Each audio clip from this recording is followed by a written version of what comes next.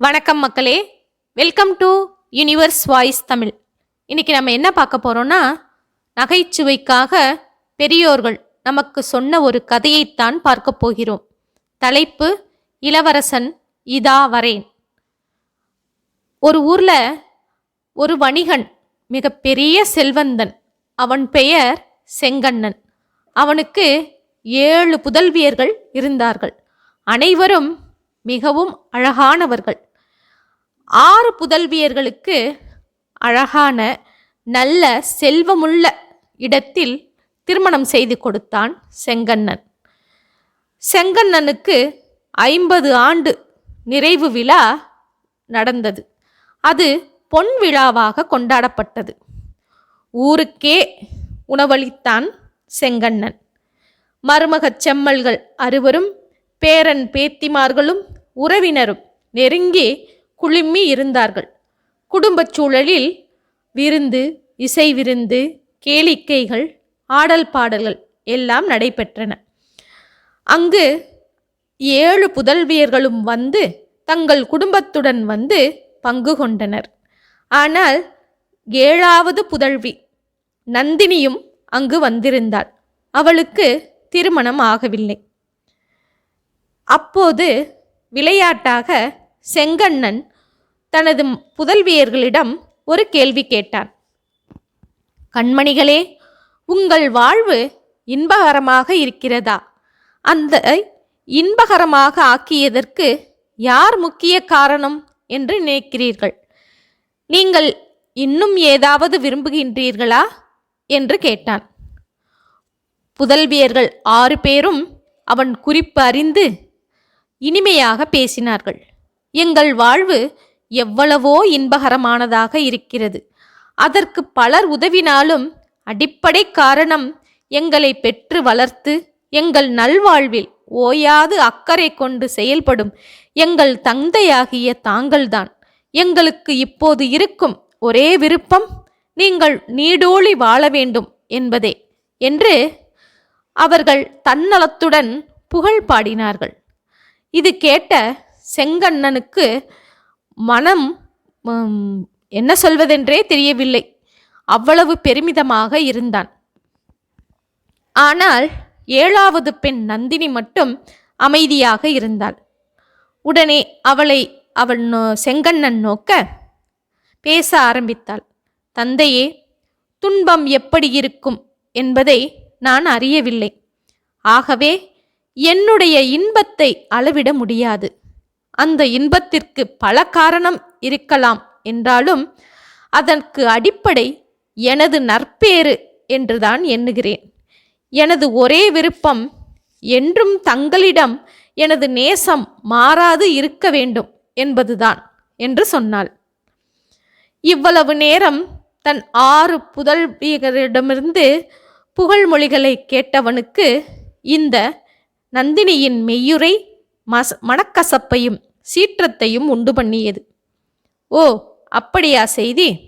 உனது நற்பேரே இனிமேல் உனக்கு உதவட்டும். அதன் ஆற்றலையும் நான் பார்க்கிறேன் என்று கோபமாகச் சொன்னான். உறவினர் எவ்வளவோ தடுத்தும் அவன் கேட்கவில்லை. காவலாளிகளை அழைத்து நந்தினியை ஒரு சிவிகையில் ஏற்றி நடுக்காட்டில் கொண்டு போய் விட்டுவிட்டு வரும்படி ஆணையிட்டான். தந்தையை விட்டு பிரிவதற்கே நந்தினி பெரிதும் வருந்தினாள். எனினும் தன்னுடைய வாழ்க்கை மாற்றத்தை பற்றி அவள் கவலைப்படவில்லை. அவளை வளர்த்த அவளுடைய செவிலித்தாய் போதனங்கு செங்கண்ணனின் மேல் சீற்றம் கொண்டு அவளை பார்த்து கசிந்து உருகினாள். அவள் எவ்வளவு மன்றாடியும் செங்கண்ணன் தன் முடிவை மாற்றிக்கொள்ள மறுத்துவிட்டான். அதன் பின் தன் வளர்ப்பு பெண்ணுடன், அதாவது நந்தினியுடன் தானும் போக முனைந்தாள். நந்தினியை கொண்டு சென்ற சிவிகையிலேயே அவளும் ஏறிக்கொண்டாள். பணியாட்களுக்கு கூட அவர்களை காட்டில் விட்டுவிட்டு வரும்போது கண்களில் நீர் ததும்பிற்று. ஆண்டவனே, எங்கள் பிழைகளை பொறுத்தருள வேண்டும். இந்த குழந்தையை நீங்கள்தான் காத்தருள வேண்டும் என்று கடவுளிடம் அழுதவாறு வேண்டிக்கொண்டே மீண்டும் நகருக்கு வந்தனர். நந்தினியும் அவளுடைய செவிலித்தாயும் காட்டில் இரவு நேரம் தங்குவதற்காக ஒரு பாதுகாப்பான இடத்தை தேடினார்கள். அப்போது அங்கே நெளிந்து வளைந்திருந்த ஒரு வயதான இலுப்பை மரத்தடியில் சென்று அவர்கள் ஒதுங்கினார்கள். அதன் உட்பகுதி அவர்களுக்கென்று கூடாய் அமர்ந்திருப்பது போல தோன்றியது. அதன் உள் வளைவு அவர்களுக்கு வாயில் அமைத்த ஒரு சிறு மாளிகை போன்று தோன்றியது. செவிலித்தாயுடன் ஒரு செவிலித்தாயாக அந்த இலுப்பை மரமும் இவர்களுக்கு ஆதரவு தந்தது. அந்த இலுப்பை மரம் ஒரு தெய்வீக மரம், ஆனால் வயதான மரம்.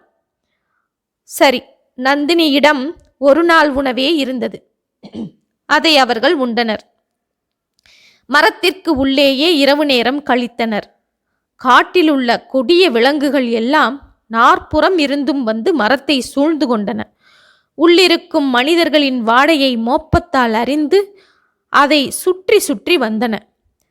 அவற்றின் கூச்சல்களால் இருவரும் நடுங்கினார்கள். மரத்தின் உட்புழையினுள் மேலும் மேலும் ஆழ்ந்து சென்று பதுங்கினார்கள். விலங்குகளால் அந்த வாயிலின் வளைவு நெளிவுகளிடையே அவர்களை எட்ட முடியவில்லை. சிங்கமும் புலிகளும் அந்த மரத்தின் புறத்தோட்டை கிழிக்க முயன்றன. காட்டுப்பன்றிகளும் யானைகளும் ஒன்றுக்கொன்று சண்டையிட்டு கொண்டு மரத்தை முறித்துவிட முயன்றன. அவற்றின் கோர தந்தங்கள் மரத்தின் பட்டையை குத்தி கிளறி சேதப்படுத்தின. பொழுது விடிந்தது. கொடிய விலங்குகளால் அந்த மரம் மிகவும் சேதாரம் அடைந்ததை பார்த்து நந்தினியும் அந்த செவிலித்தாயும் மிகவும் வருந்தினர். அந்தோ, எம் உயிர் காக்க இந்த அருமை மரம் அடைந்த நிலை இதுதானா என்று உள்ளம் துடித்தது. எனக்காக எவ்வளவு இன்னல் பட்டாய்! அன்னை போன்ற இலுப்பை மரமே, உனது காயங்களை ஆற்றுவதுதான் என் முதல் கடன் என்று மரத்திடம் ஒத்துணர்வுடன் அழுதாள். பக்கத்தில் இருந்த ஒரு குட்டகையை அணுகி மண்ணும் நீரும் கலந்து நறுஞ்சேறு உண்டு பண்ணினாள். அதை மரம் முழுதும் அப்பி அதன் நைவு ஆற்றினாள். செவிலித்தாயும் இந்த தொண்டில் தன்னால் இயன்ற பங்கு ஒத்துழைத்தாள். இவர்களின் நன்றியுணர்வு கண்டு அந்த தெய்வ மரமான இலுப்பை மரம் மூதனங்கு மகிழ்ந்தது. குழந்தையே, என் இடரிலிருந்து உங்களுக்கு நேரிட்ட இடரின் அளவை நீங்கள் உணரலாம். என் இடர் பற்றி எனக்கு கவலை இல்லை. வயதாகிவிட்டது. உங்களுக்காகவே இன்னும் கவலைப்படுகின்றேன். வயதான எனது ஆதரவை நீங்கள் எத்தனை நாள் நம்பியிருக்க முடியும்? நிலையான வேறு ஆதரவை நான் உங்களுக்கு விரைவில் தேடித்தர வேண்டும். அஃது என் பொறுப்பு. ஆனால் அதற்கிடையில் உங்களுக்கு உணவு வேண்டுமே. நானோ இலுப்பை மரமாக அமைந்துவிட்டேன். ஆகவே உங்களுக்கு உணவு தர உதவ முடியவில்லை. அதற்காக வருந்துகிறேன். உங்கள் கையில் உள்ள பணத்தால் அயலூருக்கு சென்று உணவு வாங்கி வாருங்கள் என்றது. அதை கேட்ட நந்தினியும் தனது ஆடையெங்கும் தேடிய பொழுது 5 செப்புக்காசுகள் அகப்பட்டது. அதை அந்த செவிலித்தாயிடம் தர அவர் பக்கத்து ஊருக்கு சென்று ஒரு பிட்டுக்கடையை அணுகி, ஐயனே, 5 காசுக்கு பிட்டு கொடுங்கள் என்று கேட்டார். ஒரு பிட்டின் விலையே 10 காசாக இருந்தது. ஆகவே கடைக்காரன் அவள் மீது சீறி விழுந்தான். பாவம், கிழவி கடைக்கடையாக அலைந்தாள். ஆனால் கடைசி கடைக்காரன் மட்டும் அவள் திக்கற்ற நிலையைக் கண்டு இறங்கினான். 5 காசை பெற்றுக்கொண்டு பெருமளவு உதிர்ந்த பிட்டை அள்ளி கொடுத்தான். அவள் மகிழ்வுடன் திரும்பினாள். ஆரூரி தாயே, முதலில் நீங்கள் பசியாருங்கள் என்றாள் நந்தினி. அந்த இலுப்பை மரம் மூதங்கு உள்ளம் குளிர்ந்தது. மக்கள் அன்பே தாய்க்கு உணவு. அம்மா, எனக்கொன்றும் தேவையில்லை. ஆனால் உங்களுக்கு இதன் தேவை மிக பெரிது. பாதியை சேமித்து வைத்துக் கொள்ளுங்கள். மறுபாதியில் 20 உண்டது போக மீதியை குட்டையை சுற்றிலும் தூவுங்கள் என்று சொன்னது. அவர்களும் அவ்வாறே செய்தார்கள். மறுநாள் இரவும் மரத்துக்குள்ளேயே அடைக்கலம் புகுந்தனர். கொடிய விலங்குகள் அங்கே வந்து ஆர்ப்பரித்தன. தன்னால் முடிந்த அளவு மீண்டும் சேதாரத்தை அந்த மரத்திற்கு உண்டு பண்ணியது.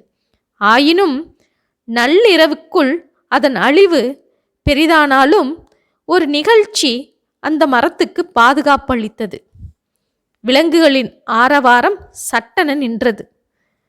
அதனை விட வீறுமிக்க பிரிதொரு இரைச்சல் கேட்டது. அது என்ன தெரியுமா? அந்த காட்டில் தெய்வ மயில்களின் கூட்டம் ஒன்று வாழ்ந்து வந்தது. அந்த மயில்கள் எப்போதும் இரைக்காக தொலைதூரம் சென்று வந்தது. அன்று இரவு குட்டையில் சிதறிய பிட்டுக்களின் மனம் அவற்றை அந்த பக்கம் ஈர்த்தது. அவற்றின் ஆரவாரம் கேட்டே அந்த கொடிய விலங்குகள் எல்லாம் ஓடிப்போய்விட்டது. மரத்திற்கு பின் இரவு முழுவதும் ஓய்வு கிடைத்தது. விடியும் வரை மயில்களின் கூச்சல் அடங்கவில்லை. பிட்டுக்களுக்காக அந்த குட்டையில் அவை ஒன்றை ஒன்று நெருக்கி தள்ளிக்கொண்டே இருந்தன. விடிந்ததும் மயில்களும் பறந்தோடி விட்டது. நந்தினியும் காலையில் அந்த குட்டை சென்று எட்டி பார்த்தாள். சிதறுண்ட மயில்களின் இறகுகள் எங்கும் பச்சை பசேல் என்று மின்னின. வானவில்லின் 7 நிறங்களும் அவற்றிடையே கண்ணை கவர்ந்தன. அவற்றையெல்லாம் நந்தினி ஒன்றாகச் சேர்த்து கட்டாக கட்டினாள். அன்று கையில் காசில்லாத குறையை அது நீக்கியது. செவிலித்தாய் போதனங்கு அதை நல்ல விலைக்கு நகரில் விற்றாள். சிறிது பணத்திற்கு முன்போல பிட்டு வாங்கி கொண்டாள். இரக்கமுள்ள அந்த கடைக்காரன் இப்போது முன்னிலும் மகிழ்ச்சியுடன் நிறைய பிட்டு வழங்கினான். ஏனென்றால் மயில் இறகின் ஒரு பெரும் பகுதி முதலில் அவனுக்கே விலைக்கு கிட்டியது. சரி, அவர்கள் உணவு கவலை தீர்ந்தது. மரத்தின் பாதுகாப்பும் நன்றாக இருந்தது. சேற்றடையும் மயில் எச்சமும் மற்ற கொடிய விலங்குகளை அவற்றிற்கு அருகில் வராமல் விரட்டியது. அவர்கள் கையில் வரவர நிறைய பணம் திரண்டது. அந்த இலுப்பை மரம் மூதனங்கின் அறிவுரைப்படி நந்தினி மயில்களுக்கு இன்னும் உயர்ந்த உணவு வகைகளை தூவினாள். மயில்கள் விடிந்த பின்னும் அவற்றை தின்ன காத்திருந்தது. அந்த சமயம் அவற்றிலுக்கும் இன்னும் உயர்ந்த உணவையெல்லாம் தன் கைப்பட நீட்டினாள். அவை எல்லாம் அவளின் கையருகே வந்து அதை அன்புடன் உண்டன. அப்போது மயில்களின் அரசனான கோமயில், அன்புமிக்க அணங்கே, நீ யார்? உனக்கு என்ன வேண்டும் என்று கேட்டது.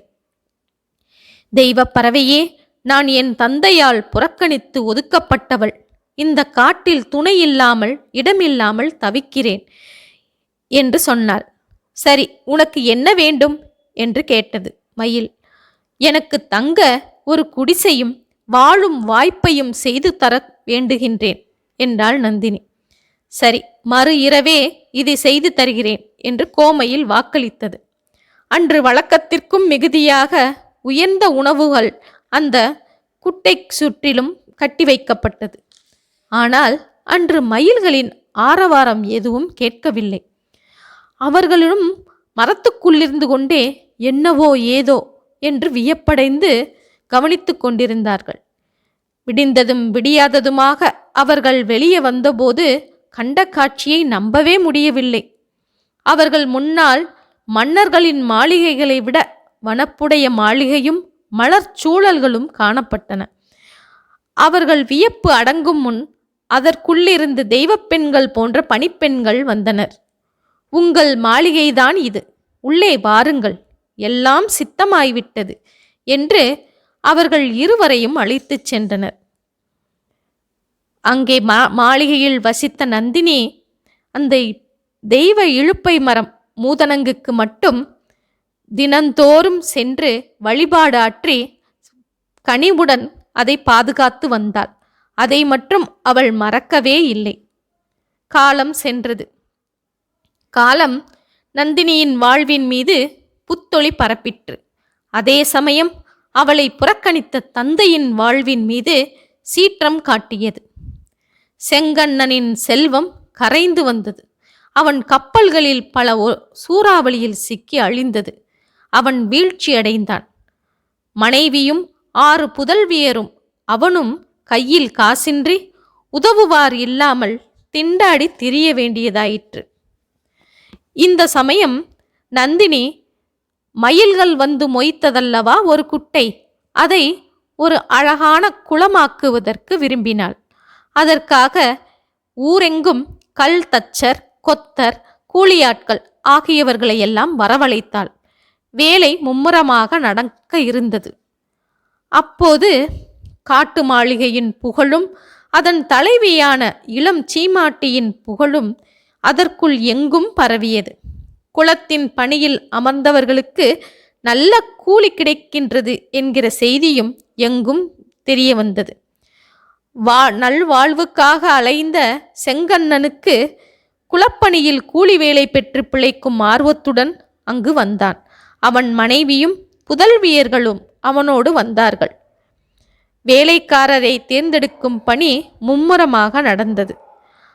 அச்சமயம் தன் மாடியில் பலகனியில் வந்திருந்து அங்கிருந்த வேலையை கவனிக்க பார்த்தவள் தற்செயலாக வேலை தேடி வந்து நின்ற தனது தந்தையையும் தாய் தமைக்கையரையும் அந்த கும்பலில் கண்டபோது அவள் திடுக்கிட்டாள்.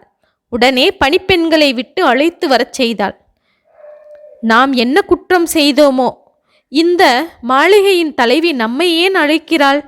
நம்மை பலியிடப் போகிறாரோ என்கிற பயத்தோடு அவர்கள் நடுங்கிக் கொண்டே உள்ளே வந்தனர். நந்தினியோ தந்தையின் காலில் விழுந்து வணங்கினாள். தாயையும் தமக்கையரையும் கட்டிக்கொண்டு, ஐயோ, உங்களை நான் இந்த கோலத்திலா பார்க்க வேண்டும் என்று கலங்கினாள். காட்டு மாளிகையின் தலைவி தனது மகள் நந்தினியே என்பதை கண்ட அவர்கள் மிகவும் ஒரு பக்கம் மகிழ்ச்சியடைந்தாலும் மற்றொரு பக்கம் வெட்கமும் அடைந்தனர். ஆனால் அவளோ அவர்களுக்கு புத்தாடை, விதவிதமான உணவு இவற்றையெல்லாம் வழங்கி உபசரித்தாள். அவர்கள் அடைந்த இன்னல்கள் யாவும் இடைக்காலத்தில் அவர்கள் கண்ட ஒரு கனவோ என்று எண்ணும்படி மறைந்துவிட்டது. வணிகனோ மகளிடம் தனக்கு நேர்ந்த இடையூறுகளையெல்லாம் விளக்கிக் கூறினான். நந்தினியும் காட்டில் தனக்கு நேர்ந்தவற்றையெல்லாம் எடுத்து கூறினாள். முன்பு தன் இன்பத்திற்கு தனது நட்பேரே காரணம் என்று கூறியது முற்றிலும் உண்மையே என்பது வணிகனுக்கு இப்போது தெரிந்தது. தான் அறியாது இழைத்த தவறுக்கும் கொடுமைக்கும் இப்போது வருந்தினான். மற்ற புதல்வியரை விட நந்தினியிடம் மிகுதியான அன்பும் மதிப்பும் கொண்டான். நகருக்கு அவன் அழைத்தபோது நந்தினியோ நயமுடன் மறுத்துவிட்டாள். காடு தந்த செல்வம் இது, ஆகவே நான் இந்த காட்டை விட்டு வருவது நல்லதென்று. மேலும் நாட்டில் இருக்கும் வாய்ப்புகளை விட இங்கு எல்லாம் மிகுதியாகவே எனக்கு உள்ளன என்று விளக்கம் தந்தாள். மகள் நந்தினி தந்த செல்வத்தால் வணிகன் செங்கண்ணன் மகிழ்ச்சியடைந்தான். ஆனாலும் இழந்த செல்வத்தை தன் முயற்சியால் மீண்டும் பெற முயன்றான். ஆகவே பெரும் பொருள் செலவுடன் அவன் பல கப்பல்களை அமர்த்தி கொண்டு வாணிகம் நாடி தொலைநாடு செல்ல புறப்பட்டான். கப்பல்கள் எல்லாம் துறைமுகத்தில் நின்றன. வணிகன் தன் மனைவியிடமும் 6 புதல்வியரிடமும் விடை பெற்று கொண்டான். ஒவ்வொருவருக்கும் தனித்தனியாக பிரிவு நேர ஆறுதல் மொழிகளை சொன்னான். திரும்பி வரும்போது உங்களுக்கு தக்க பரிசு கொண்டு வர விரும்புகின்றேன். என்னென்ன பொருட்கள் எல்லாம் உங்களுக்கு ஆசையாக இருக்கிறது என்று சொல்லுங்கள், நான் அவற்றையெல்லாம் வாங்கி வருகிறேன் என்று ஒவ்வொருவரிடமும் தனியாக கேட்டான். அவரவர் விருப்பப்படி நினைவுடன் பரிசுகளை கைக்கொண்டு விரைவில் வருவதாக வாக்களித்தான். சரி, கப்பல்கள் எல்லாம் பாய் விரித்து செல்ல காத்திருந்தன. ஆனால் காற்றில் அவர்கள் திசையில் காற்று அடிக்கவில்லை. நாளிகையும் நாளும் கடந்தது. கப்பல்கள் புறப்பட்ட பாடில்லை. இது என்ன தெய்வ கோளாறோ என்று செங்கண்ணன் யோசித்தான். அப்பொழுது ஒன்று புரிந்தது. மற்ற புதல்வியர்களிடமே விடை பெற்றோம். பரிசு வாங்கி வருவதற்கான உறுதியும் வழங்கினோம். நம் செல்வத்துக்கே காரணமான நந்தினியிடம் விடை பெற மறந்துவிட்டோம். பரிசு வாங்கி வர உறுதி கூறவும் இல்லை. இந்த நன்றி மறந்த செயலுக்காகத்தான் தெய்வம் நமக்கு இத்தகைய சோதனையை காட்டியிருக்கிறது என்று கருதினான். அவனால் அங்கிருந்து செல்ல முடியவில்லை. ஆகவே ஒரு தூதனை காட்டு மாளிகைக்கு அனுப்பினான். அன்பு மகளே, நான் வாணிகம் நாடி தொலைதூரம் செல்ல இருக்கிறேன். போகும் பரபரப்பில் அங்கே வந்து உன்னிடம் சொல்லிக்கொள்ள மறந்துவிட்டேன். என்னை மன்னித்து விடை தரும்படி கேட்டுக்கொள்கிறேன். அத்தோடு நமது மற்ற புதல்வியர்கள் விரும்பும் பொருட்களையெல்லாம் வாங்கி வருவதாக உறுதி கூறுகின்றேன். நீயும் உனக்கு விருப்பமான பொருளை சொல், அதை வாங்கி வருவேன் என்று தூதன் மூலம் சொல்லி அனுப்பினான். தூதன் சென்ற நேரம் நந்தினி அடுப்பில் எண்ணெய் சட்டியோடு போராடி கொண்டிருந்தாள். அதாவது இனிமையான உணவை சமைத்து இலுப்பை மரத்திற்கு கொடுப்பதற்காக அங்கே வேலை செய்து கொண்டிருந்தாள். அப்போது தூதன் சொல் கேட்டதும் மகிழ்ச்சி, அப்பா நன்றாக போய் வெற்றியுடன் மீளட்டும் என்று சொன்னாள். அப்பொழுது தூதன், தங்களுக்கு என்ன பரிசு வேண்டும் என்று கேட்கிறார்கள் என்று கேட்கும் பொழுது நந்தினியோ கடுகு எடுப்பதற்காக அறைக்குள் செல்ல இருந்த நிலையில், இதா வரேன், சற்று இரு என்று கூறி சென்றாள். அவள் கூறியது முழுவதும் அந்த தூதனின் காதில் விழவில்லை. இதா வரேன் என்பது மட்டும் விழுந்தது. ஒரு சொல்லில் அவள் தனக்கு வேண்டும் என்கிற பொருளை சொல்லிவிட்டு சென்றதாக அவன் எண்ணிக்கொண்டான். அவனும் விரைவாக கப்பலுக்கு திரும்பிவிட்டான். அங்கு தனது தலைவனிடம் நந்தின் வேண்டுகின்ற பரிசு என்ன தெரியுமா? இதா வரேன் என்று சொன்னான். இதா வரேன் என்றால் என்ன பொருள் என்பது அவன் தந்தைக்கும் தெரியவில்லை. தூதனும் இதை பற்றி தெரிந்து கொண்டிருக்கவில்லை. ஆயினும் இது பற்றி அவர்களுடைய சிந்தனை நீடிக்கவில்லை. 7 நாட்களாக வீசாத நல்ல காற்று அப்போது வீசியது. பாய்கள் விரிக்கப்பட்டன. கப்பல்கள் துறைமுகத்தை விட்டு வெளியேறின. பொருள் இன்னதென்று செங்கண்ணனுக்கு தெரியாவிட்டாலும் நந்தினி சொன்ன அந்த பெயரை அவள் மறக்கவில்லை. அதை நினைவில் இருத்தும்படி அவன் அதை அடிக்கடி எழுதி வைத்து கொண்டான். அந்த பெயர் அவன் நினைவு குறிப்பிலும் முதல் தாளில் குறிக்கப்பட்டது. அந்த வணிகனின் வாணிகம் எங்கும் எதிர்பாராத வெற்றியை தந்தது. பல தன் புதல்வியர்கள் கேட்ட பரிசு பொருட்களுடன் அவன் திரும்பினான். போகும் வழியிலும் வரும் வழியிலும் ஒவ்வொரு நாட்டிலும் ஒவ்வொரு நகரின் துறைமுகத்திலும் இங்கே இதா வரேன் கிடைக்குமா என்று கேட்டான். ஆனால் இதா வரேன் என்றால் என்ன என்று யாருக்கும் தெரியவில்லை. திரும்பி வரும் வழியில் மாப்பாலம் என்கிற ஒரு ஊரில் கப்பல் தங்கியது. அங்கே வணிகன் ஒரு அழகான இளைஞனை பார்த்தான். இங்கே யாராவது இதா வரேன் என்பதை பற்றி அறிவார்களா என்று கேட்டான். அந்த இளைஞன் உண்மையில் மாப்பாலம் நாட்டின் அரசன். அவன் பெயரும் தற்செயலாக இதா வரேன் என்பதாக இருந்தது. தனது பெயரை ஒரு அயல் நாட்டு வாணிகர் கூறி விசாரிப்பது கேட்டு அவன் திகைப்படைந்தான். பின்பு, இதா வரேனே எனக்கு நன்றாக தெரியும், என்ன வேண்டும் உங்களுக்கு என்று கேட்டான். செங்கண்ணனுக்கு குழப்பம் ஏற்பட்டது. இதா வரேன் என்பது ஒரு ஆளின் பெயரா? அப்படியானால் ஆளை எப்படி விலைக்கு வாங்குவது என்று முழித்தான்.